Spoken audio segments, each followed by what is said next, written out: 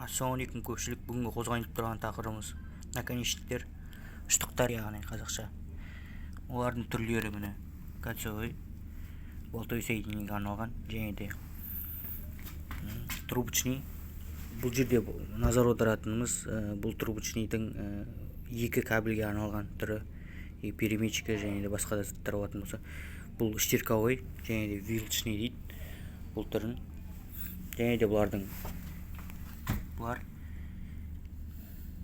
пресстері. Бұл трубочныйға арналған, яғни бұл наконечниктерге.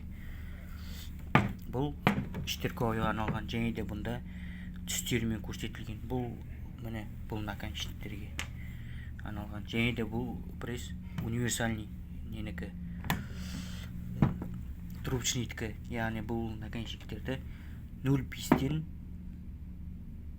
0,5-тен 0,75 1,5 деп бастады да 10-ға дейін бұл пресс.